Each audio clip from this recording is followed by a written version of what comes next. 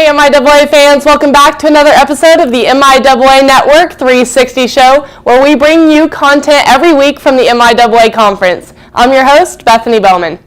With fall sports still underway, that doesn't mean that basketball isn't off to a start, and we'll head over to Washburn to talk to their head men's basketball coach, Brett Ballard. Also in this episode, we'll go to Pittsburg State and talk to men's basketball player Grant Lozoya on a class break. But first, to start off, let's go to Carsons Bar and Grill in Maryville, Missouri, where Northwest Missouri State is located, for a Gameday Grub segment.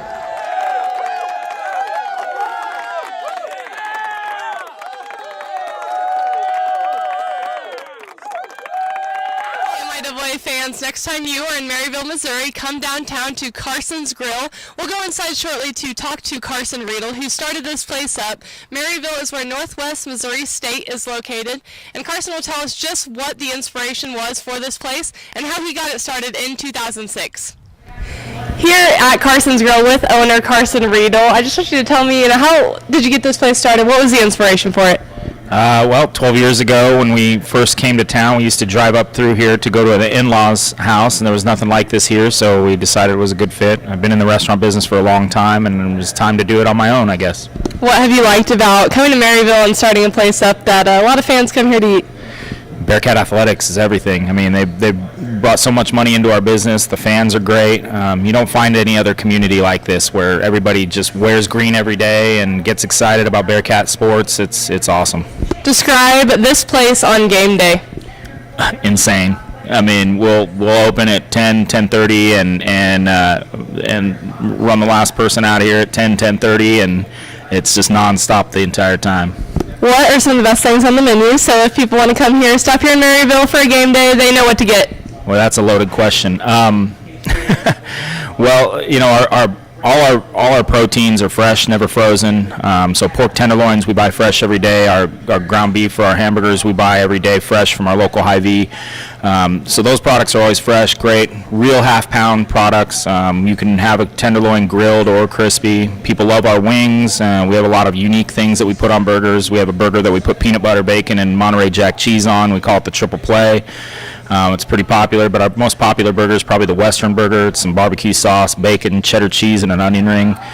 You can't beat it. Half-pound burgers, the real deal, cooked to temperature, just like steaks. It's awesome. I'm sure you love the Bearcat fans to come in here, but at the MIAA games, would you like to see some of those other opposing fans come into your place? Well, they're not going to hurt my feelings if they come in and spend money. We try to be as friendly as we can. Some of them we're more friendly with than others.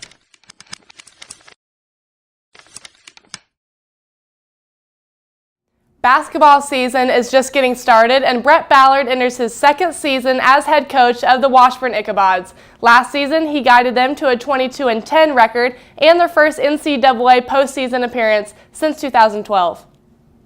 Network, I have head Washburn men's basketball coach here, Brett Ballard, joining me this morning, and just going to talk a little bit about your first year here as head coach at Washburn and a little bit about your past. Started out at Hutch Community College as a player and then moved on to the University of Kansas, was a Jayhawk, and played for Roy Williams. So I'll let you just talk a little bit about your playing career and how that was for you. Yeah, I mean, out of high school I was 6 foot and 150 pounds dripping wet, and for some reason I wasn't really high recruited. I don't know why that was, but no, I had a few options coming out of high school and ended up going to junior college and had a great experience doing that. And then after junior college, I really didn't know what I wanted to do. I was kind of in limbo. I was getting recruited by a lot of Division IIs, some low Division Is, and then a lot of my friends were going to KU, and I was kind of trying to figure out what I wanted to do, and I got an opportunity to walk on at Kansas just through a connection. My assistant junior college coach had a connection at KU, and got that opportunity, and it obviously changed my life for the better. Got a chance to walk on there and play for Coach Williams, ended up earning a scholarship both years, and just had an incredible experience doing that. I knew I wanted to coach, so I knew that going up there would be beneficial for me to learn from Coach Williams. And then along the way, I ended up, like I said, earning a scholarship and getting to play some. So it ended up being an incredible experience, and certainly one that helped me be where I'm at today.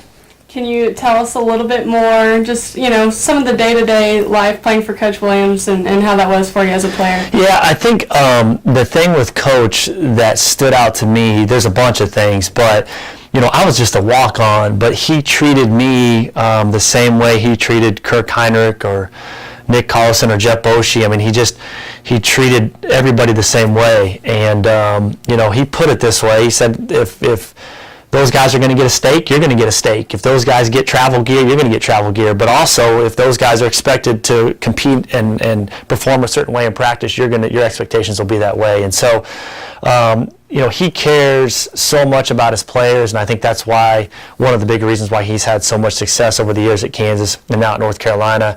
And there's a million things I learned from him, but just how much he cared about each individual players from the top to the bottom really stood out to me. Got to play for, a very notable program like KU, but also very successful years while you were there. Went 59-11.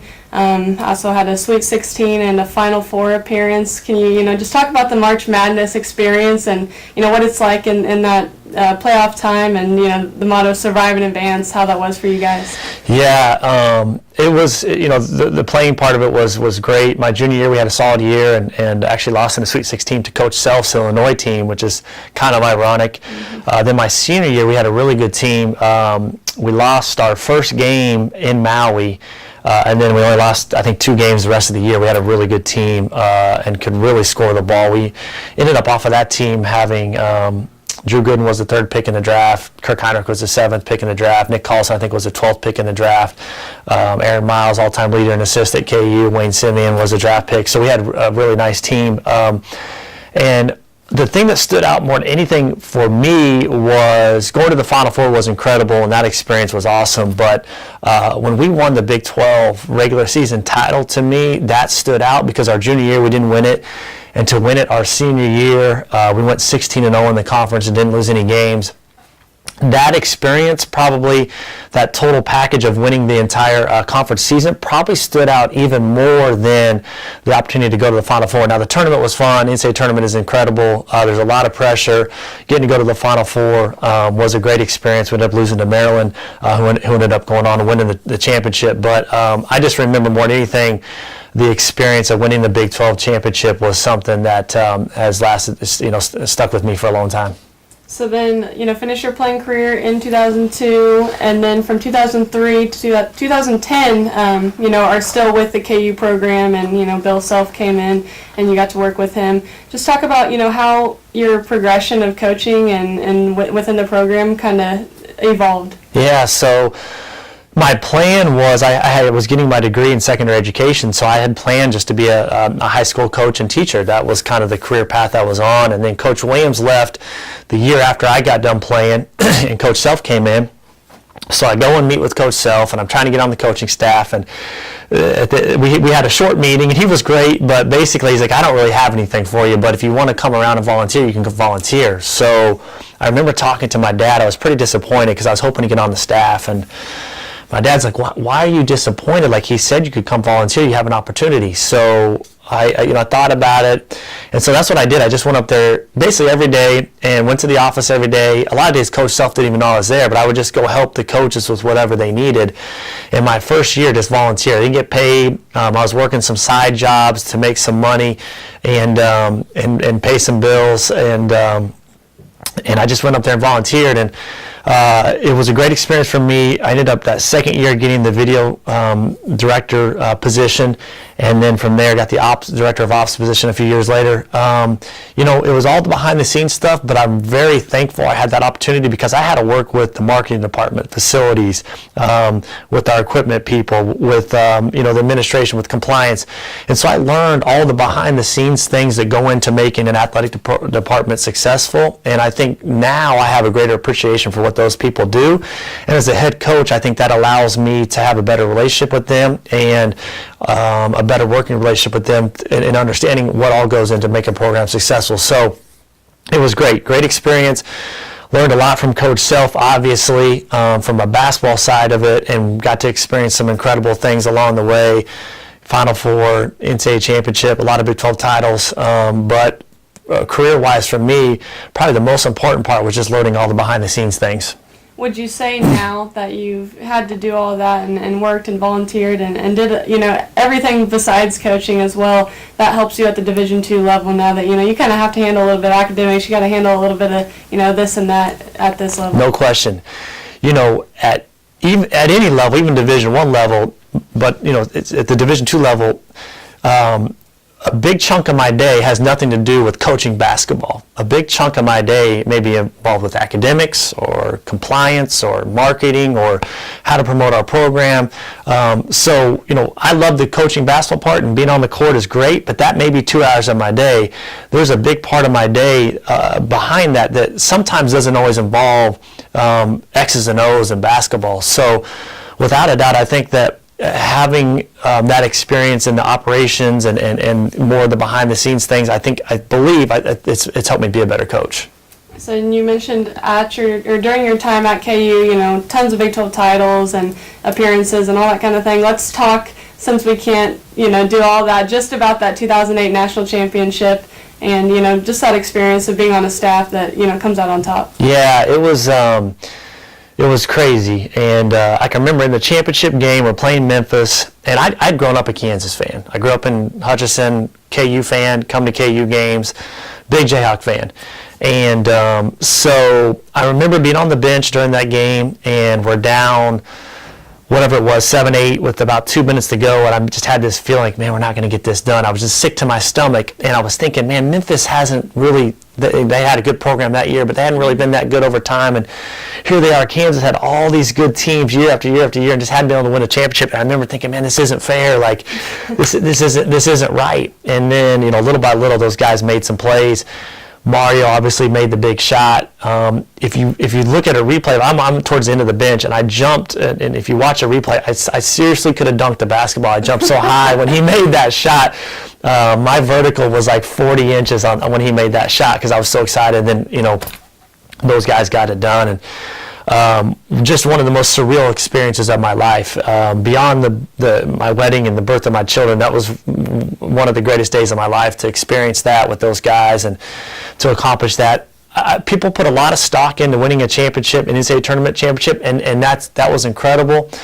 But I don't think you can discount winning the Big 12 every year. I think that going through the grind of that and going through a 16, 18-game conference season and being able to accomplish that was something that sticks with me probably as much as the NCAA tournament championship. I know fans, probably want the NCAA tournament championship more than they do the Big 12 tournament championships, but as a player and as a coach, I think we appreciate both. So that year in particular was incredible, and that experience of getting to win it, the parade, you got to cut down the nets, all that stuff that went into it was pretty cool. That was my next question that you talked about a little bit, the shot that everybody talks about. Did you know it was going in when he let it? No, I didn't. Mario had made some big ones, and there was another guy that you'd want taking that shot, but no, it seemed like the longest, half second, however long that ball, it seemed like it was 10 minutes as it floated in the air. I didn't know it was going in. You don't expect to get a great look. You got a decent look, and like I said, when that went in, I jumped about 50 inches in the air. And then all your, years and time putting in volunteering and, not being a head guy paid off, and you got the head coaching job at Baker University. Talk a little bit about that. Yeah, so, that opportunity presented itself, and I'd kind of gone back and forth, and I really didn't know if I was going to be interested in that job. I applied for it, but I wasn't 100% sure, and then I went on my campus visit for an interview, got fortunate enough to get an interview on campus, and just loved it. Great people, great campus, and I just, when I was there, just felt right, and ended up being lucky enough to get that job, and had an incredible 2 years. And honestly, one of the toughest decisions I've had to make in my life was leaving that job to take the assistant job with Coach Manning at Tulsa, because I love those guys. I love my experience. I love what we were building there. My second year, we kind of had a pretty good year, made it to the MIAA National Tournament, and thought we had a really good team coming back. But those guys were just incredible. So that was a gut-wrenching decision to leave Baker. But my 2 years there were great. I got to experience being a head coach, which I think was really valuable to me, to be in that head coaching position, having to make decisions, having to be the lead recruiter, having to make in-game adjustments, all the things that go on with being a head coach. And without a doubt, that has helped me and probably allowed me to get this Washburn job because I had head coaching experience. You say one of the harder decisions you've made to leave, being the head coach at Baker, but how to be a little bit easier knowing you're going to play for, one of the all-time greats at KU, Danny Manning, and a guy you're probably pretty familiar with. So. Yeah, Coach Manning and I worked together at Kansas, and, I remember when Coach Manning came in to be on the staff, I was a little bit worried because here's this guy coming off a long NBA career, one of the all-time great players at Kansas, and he was coming to work in our office, and I was like, man, I wonder what he's going to be like to work with. And from day one, he treated me like a son. An example of Coach Manning's mindset, back then in our coach's locker room, we only had 5 lockers, so there wasn't enough lockers for every coach. So I didn't have a locker, and Coach Manning found out. He goes, you don't have a locker? He goes, just share mine. And so he split his locker, and he's like, no, just put your stuff, we can share a locker. And that was just his mindset, that he was never too big for anybody, he wanted to help. He was a great mentor to me, so when he got the Tulsa job, he called, asked if I wanted to be an assistant. It was a tough decision to leave Baker, but it was an incredible opportunity for me. And, we had 2 good years there. We ended up winning the conference championship our second year there, had a great group of guys. And getting to be the Division I assistant coach, especially under Coach Manning, was a really positive experience. Okay, then moving on to Wake Forest with Coach Manning, was in your first NCAA appearance since 2009, helped lead the team to that. Talk about, what you guys were able to accomplish there. Yeah, Wake was, ACC, incredible basketball conference. North Carolina, I've never been in a state. Kansas loves basketball, and it's a basketball state. In Kansas, you kind of have, a lot of times it's kind of Kansas basketball, and then it seems like a lot of K-State football, and it's kind of a divide. North Carolina, there's one sport, and there's one sport only that they care about, and that's college basketball, because you have North Carolina, NC State, Duke, and Wake Forest. And so being able to be in that state and be involved with college basketball was incredible. Wake Forest had a lot of tradition with Chris Paul and Tim Duncan, and it was fun to be a part of that. A little bit of struggles early, which again I think was good for me. I think it was good for Coach Manning. I think it was good for all of us to have to go through some of that. Sometimes you need to go through some stuff to get to where you want to be. And then our third year there, we were able to have a team that made it to the NCAA tournament, which was great to get to experience that. And again, another group of guys that bought in, and so a fun experience getting to build that program. There for 3 years, and then the head job at Washburn comes open. When did you decide that you were going to make that move and try and get the job? Was it immediate, or did you do a little bit of thinking?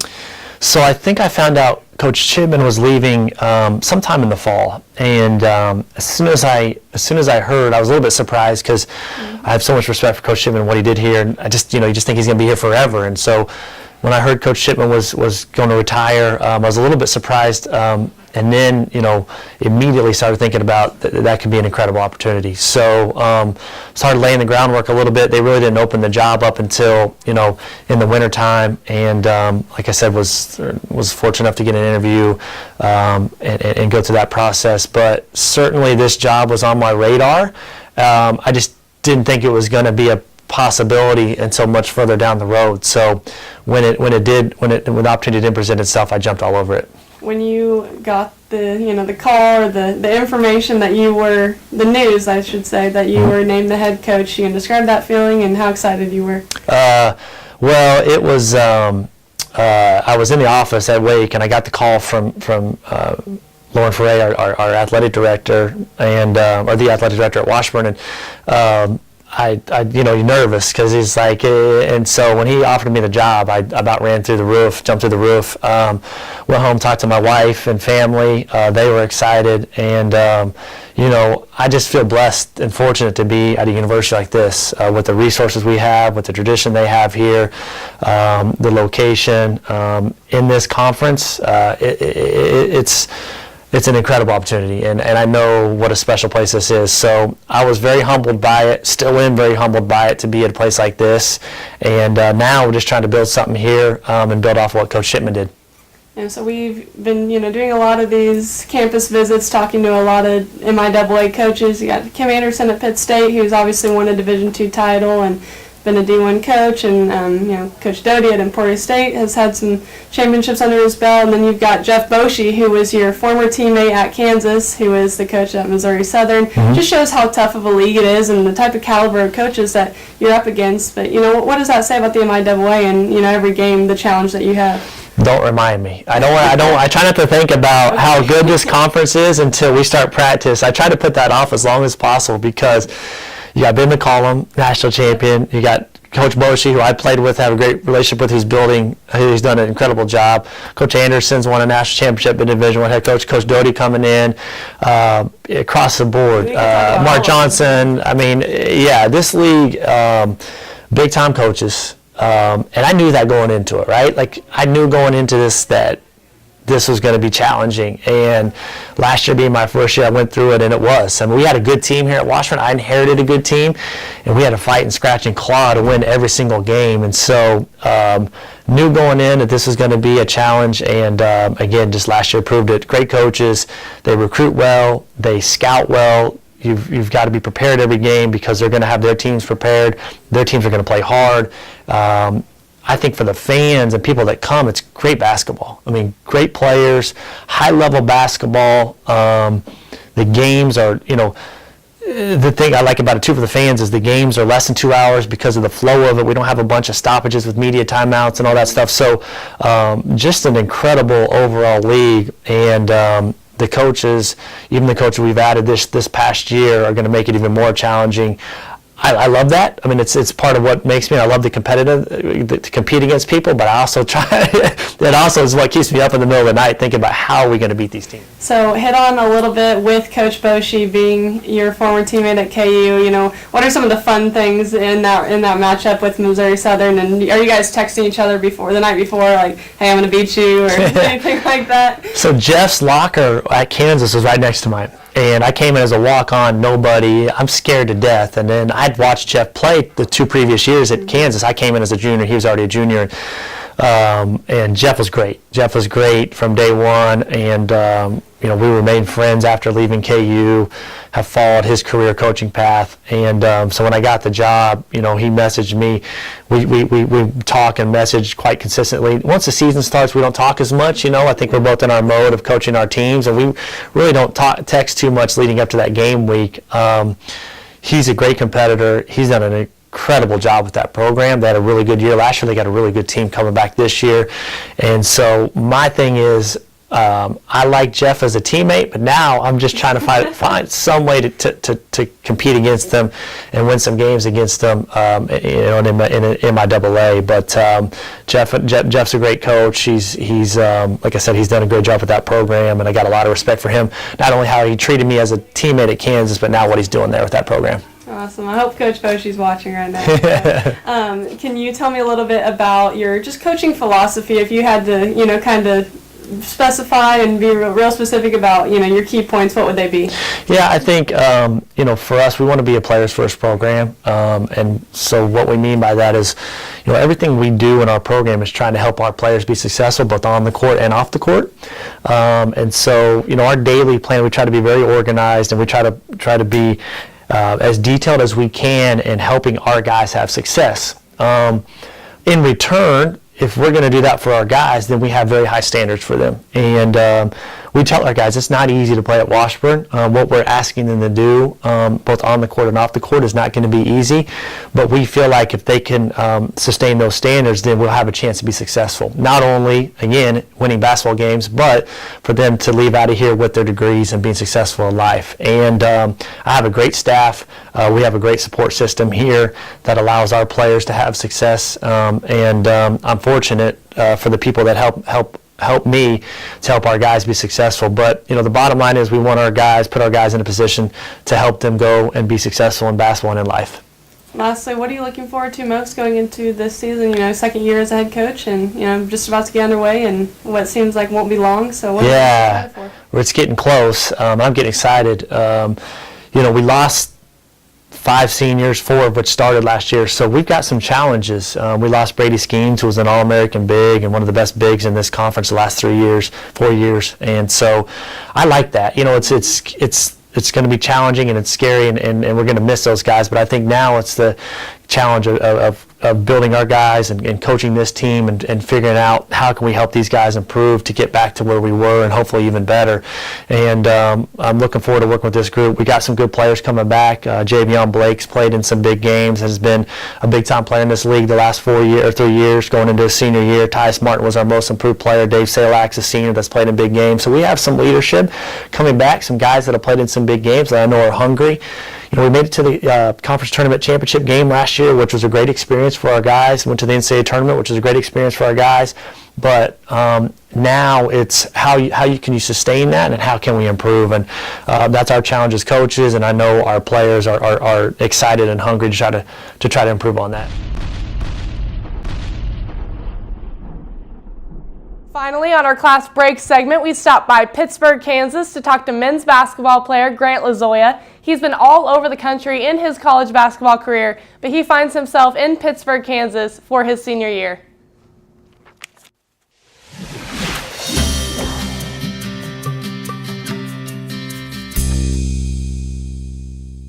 The MIAA Network have Grant Lozoya we're catching up with here on the men's basketball team at Pitt State. Caught him outside of class and just going to talk to you a little bit about your time here at Pitt State.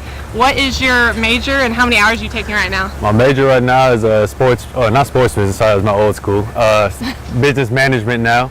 And I'm taking 12 credits as of right now, just trying to stay in all those classes for the semester. So.